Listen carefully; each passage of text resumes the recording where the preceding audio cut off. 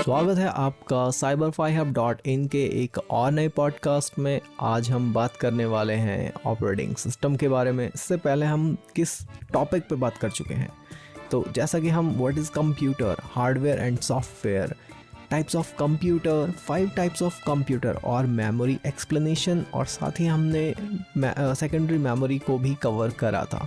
तो आज हम जानने वाले हैं ऑपरेटिंग सिस्टम होता क्या है, क्योंकि हम कोई भी डिवाइस यूज़ कर रहे हैं आज के टाइम पे, चाहे हम कंप्यूटर यूज़ कर रहे हैं, हम चाहे मोबाइल फ़ोन यूज़ कर रहे हैं, टेलीविज़न्स जो स्मार्ट हो गई हैं ये भी हम यूज़ कर रहे हैं, तो इनमें हम ऑपरेटिंग सिस्टम जो बेसिकली यूज़ करते हैं ये होता क्या है, तो हम आज इसी के बारे में चर्चा करने वाले हैं। चलिए शुरू करते हैं और जानते हैं ऑपरेटिंग सिस्टम क्या होता है। देखिए, अगर हम कंप्यूटर की बात करते हैं या टीवी की बात करते हैं या फिर मोबाइल फ़ोन की बात करते हैं, तो उसमें एक इंटरफेस जो सॉफ्टवेयर के थ्रू हमें मिलता है, जो कि एक मोबाइल के ऑन होने के बाद या कंप्यूटर के ऑन होने के बाद हमें प्रॉपर दिखता है, वो एक ऑपरेटिंग सिस्टम होता है।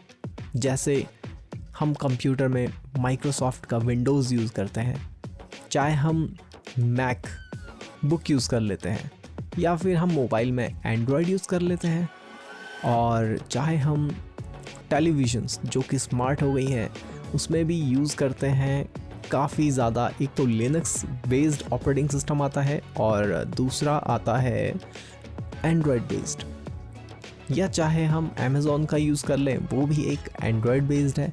तो ये सब एक ऑपरेटिंग सिस्टम्स है।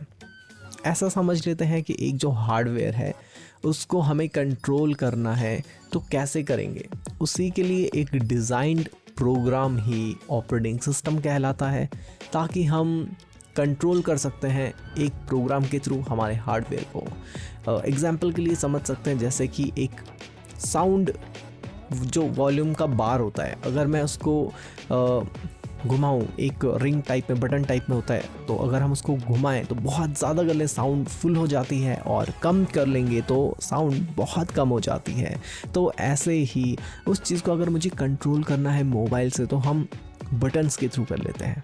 और सिंपली देखें तो हम वहाँ पे गेस्चर के through swipe up and down कर सकते हैं, तो वॉल्यूम भी सेम उसी के हिसाब से अप एंड डाउन होती है।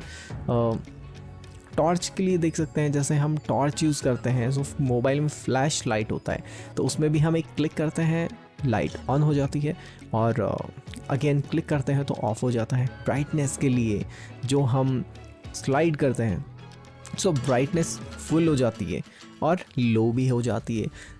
या चाहे हम और भी चीज़ें यूज़ कर रहे हैं, लाइक कैमरा यूज़ कर रहे हैं, सो कैमरा एक हार्डवेयर है, और उसी को अगर कॉन्फ़िगरेशन में आपको यूज़ करना है, आउटपुट में आपको देखना है प्रॉपर फंक्शन कैसे कर रहा है, उसकी जो सेटिंग्स वगैरह, कंट्रोल्स वगैरह चेंज करने, तो हम हार्डवेयर से चेंज नहीं कर रहे हैं, हम चेंज कर रहे हैं सॉफ्टवेयर के थ्रू। सो ये जो हमें इंटरेक्शन मिल रहा है बेसिकली एक हार्डवेयर के साथ, वो हमें ऑपरेटिंग सिस्टम प्रोवाइड कर रहा है किसी भी डिवाइस में।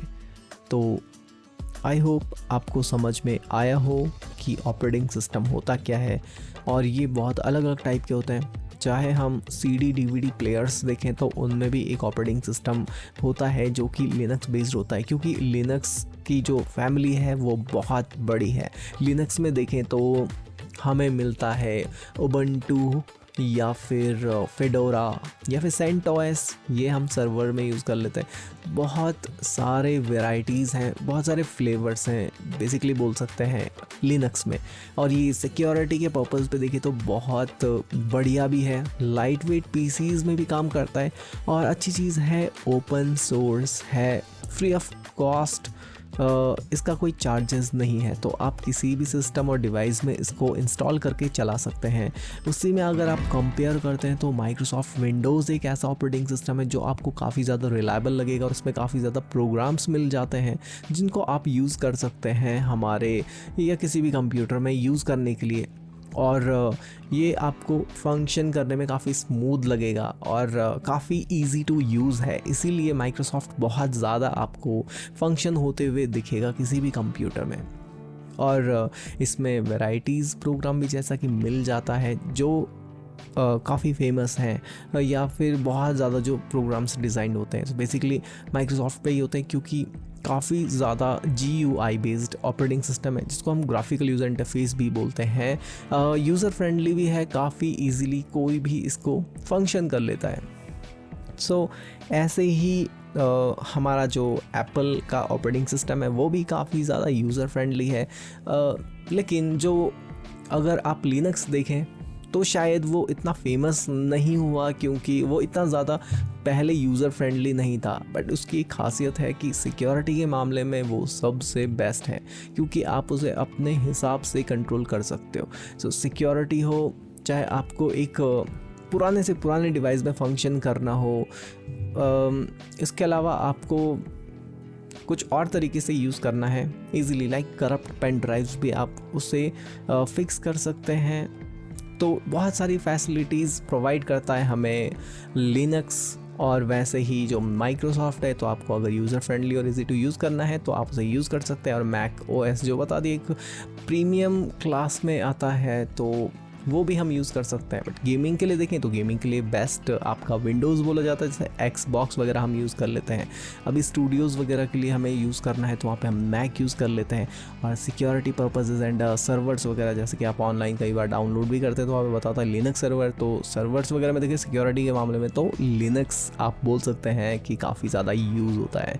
तो आज के लिए बस इतना ही, ये है मेरा आज का टॉपिक। अच्छा लगा तो लाइक एंड सब्सक्राइब कर दीजिएगा। सुनने के लिए आपका धन्यवाद।